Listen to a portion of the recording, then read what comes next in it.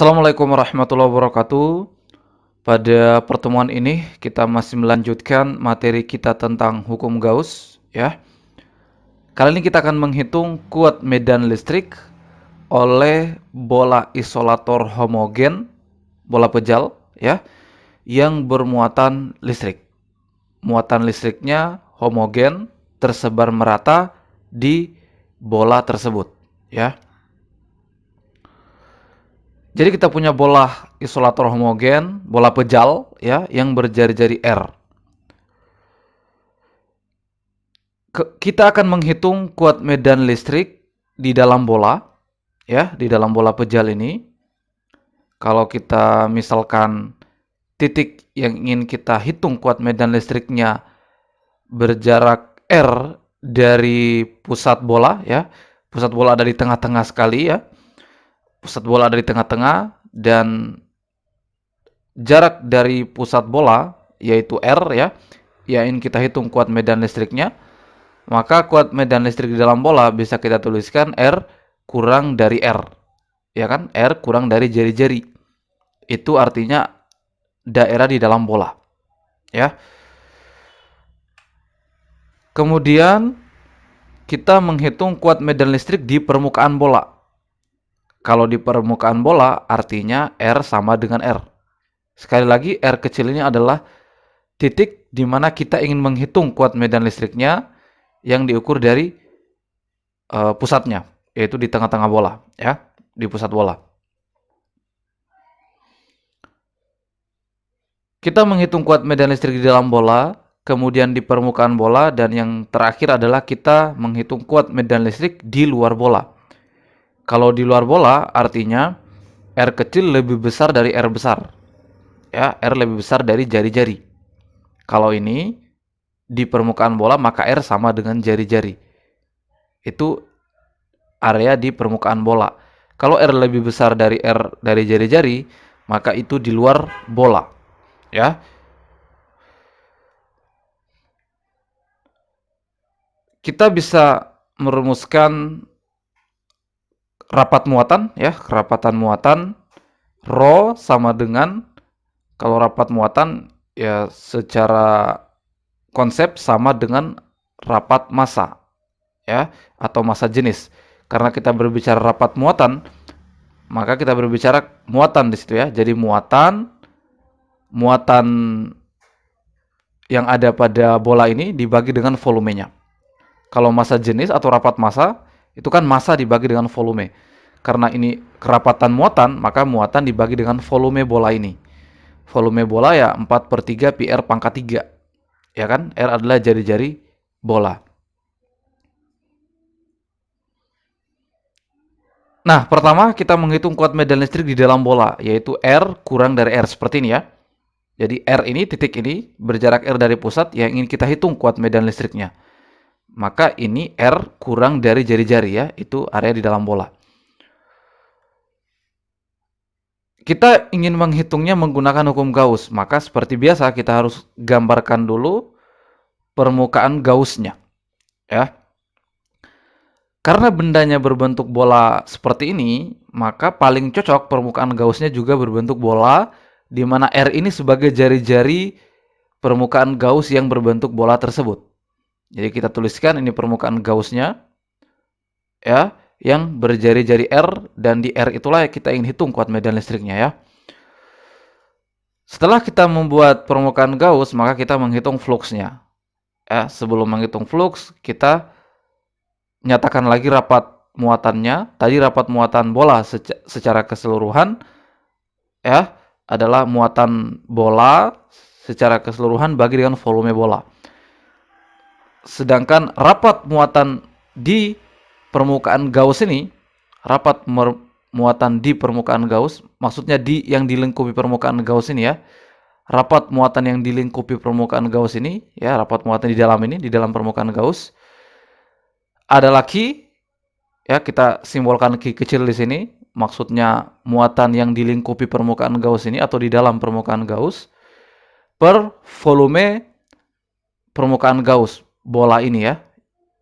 Volumenya ya 4/3 pi ya karena jari-jari permukaan Gauss adalah R, bentuknya bola ya, maka di sini R pangkat 3. Inilah rapat muatan yang dilingkupi permukaan Gauss. Q per 4/3 pi R pangkat 3. R adalah jari-jari permukaan Gauss, Q adalah muatan total yang dilingkupi oleh permukaan Gauss.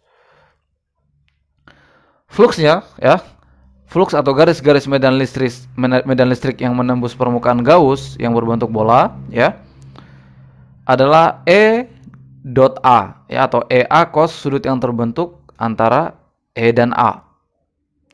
Itu definisi flux ya kan. Nah, kalau bendanya bola seperti ini, maka garis-garis medan listriknya itu radial kan, mengarah radial. Kalau mengarah radial, artinya sejajar dengan jari-jari ya, maka sejajar juga dengan vektor luasnya ya, dengan vektor luasannya, luas permukaannya. Sejajar juga dengan vektor luas permukaan. Jadi vektor medan listrik sejajar dengan vektor luas permukaan, sejajar juga dengan jari-jari. Sehingga karena sejajar ya, sudut yang terbentuk antara E dan A 0. Cos 0 adalah 1, maka tinggal E kali A. EA ya. Inilah fluxnya. Di mana A luas dari permukaan Gauss bola ini yang berjari-jari R kecil ini adalah 4 pi R kuadrat. Ini A-nya ya. Fluxnya seperti ini. Berikutnya kita menyelesaikan persamaan hukum Gauss. Persamaannya adalah flux sama dengan ya, garis-garis medan listrik yang menembus suatu permukaan sama dengan banyaknya atau total muatan yang dilingkupi oleh permukaan tersebut. Tadi kita simbolkan Q kecil, ini ya, per epsilon 0. Q bisa kita ganti rho kali V aksen. V aksen ini volume permukaan Gauss ya. Volume bola permukaan Gauss ini. Rho kali V aksen ya, per epsilon 0. Fluxnya tadi 4 pi R kuadrat E ini ya, fluxnya sama dengan rho ya, karena bolanya homogen artinya muatan tersebar merata ya, artinya di bagian manapun kerapatan muatannya sama, rho-nya sama ya, di bagian manapun di dalam bola ini ya, itu kerapatan muatannya sama, rho-nya sama. Maka rho ini bisa kita ganti menggunakan ini ya, ini Q per 4/3 pi R kuadrat ya, agar kita bisa mendapatkan hubungan dengan jari-jari bola R ini ya, sehingga kita ganti pakai ini. V aksennya ini ya, ini 4/3 pi R pangkat 3 ya, per epsilon 0. 4/3 pi nya bisa saling membagi, tinggal Q R pangkat 3 per R besar pangkat 3 epsilon 0. Sekali lagi kita masukkan rho bola ini tadi, karena di dalamnya ada variabel R besar, jari-jari bola, sehingga kita bisa mendapatkan hubungannya.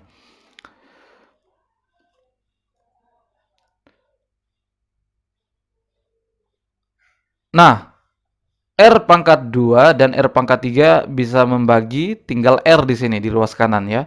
Sehingga 4 pi E sama dengan Q R pangkat 3-nya jadi pangkat 1 per R pangkat 3 epsilon 0.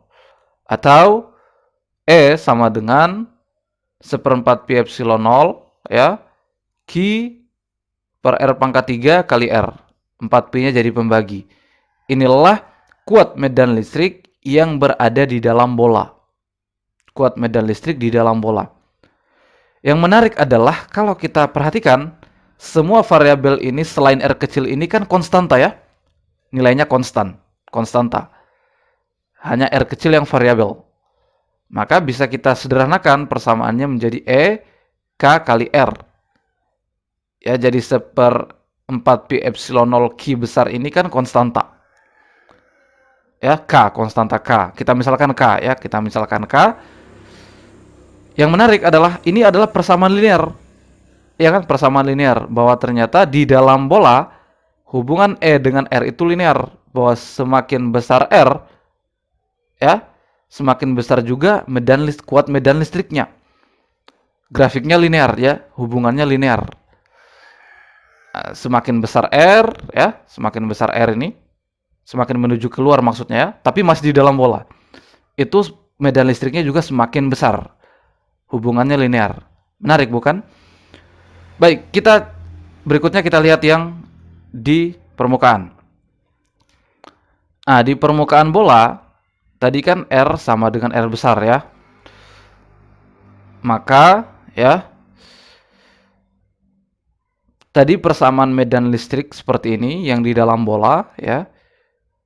Kalau di permukaan bola R kecil sama dengan R besar. Sehingga persamaannya menjadi seperti ini. R kecil ganti R besar.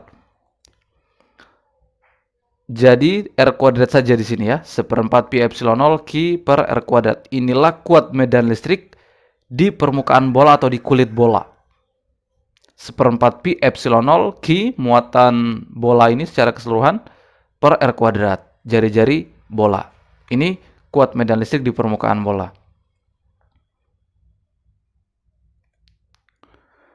Berikutnya kuat medan listrik di luar bola. Seperti ini ya. R lebih besar dari jari-jari. Ya. Ya, kalau seperti ini kita harus buat lagi permukaan Gauss-nya. Ya. Permukaan Gauss-nya lagi-lagi berbentuk bola, ya. Berbentuk bola. Apakah bisa permukaan Gauss-nya kita buat berbentuk silinder? Bisa. Tapi itu analisisnya lebih rumit. Maka paling mudah kalau permukaan Gauss-nya berbentuk bola, ya. Di mana R inilah jari-jari bola permukaan Gauss ini, ya, R kecil. Kembali lagi kita tentukan lagi fluxnya atau garis-garis medan listrik yang menembus permukaan Gauss ini. Sama lagi E kali A ya, karena medan listriknya arah radial sama sejajar dengan arah vektor luasnya ya, luasan bola ini. Cos 01 ya, maka tinggal E kali A. Dan A-nya adalah 4 pi R kuadrat ya, sama lagi dengan yang tadi, hanya R-nya beda ya. Ini kan R-nya di luar bola. Hukum Gauss adalah flux sama dengan muatan yang dilingkupi oleh permukaan Gauss ini, yaitu muatan total dari bola ini, yaitu Q besar tadi ya, per epsilon 0. Maka flux adalah 4 pi R kuadrat E sama dengan Q per epsilon 0. Maka S sama dengan 1/4 pi epsilon 0 Q per R kuadrat. Inilah kuat medan listrik di luar bola. Nah, ini berbeda dengan yang di dalam bola tadi ya. Kalau kita lihat ini kan yang konstanta adalah 1/4 pi epsilon 0 Q, yang variabel tinggal L kuadrat. Nah, kalau ini hubungannya adalah R sebagai jadi E berbanding terbalik dengan kuadrat jaraknya. Kuadrat jarak di luar bola tentu saja ya. Jadi ini berbanding terbalik dan R di sini dalam kuadrat. Kalau di dalam bola tadi, semakin besar R di dalam bola ya, semakin besar R kecil ya, semakin besar juga medan listriknya. Kalau di luar bola, semakin besar R, semakin kecil medan listriknya. Kan? Ini kan kalau besar R-nya, pembaginya besar, maka E-nya jadi kecil. Sangat berbeda sekali, bukan? Sifat medan listrik di dalam bola dan di luar bola sangat berbeda sekali. Kalau di dalam bola, semakin besar R-nya di dalam bola ya, maka semakin besar juga medan listrik. Kalau di luar bola, semakin besar R-nya, semakin kecil justru E-nya. Ya. Baik, berikutnya kita akan masih membahas hukum Gauss, tapi pada bola konduktor yang berongga ya, bola konduktor berongga. Kalau ini bola isolator, bola pejal yang homogen. Berikutnya bola konduktor tapi bola berongga, ada rongga di dalam ya.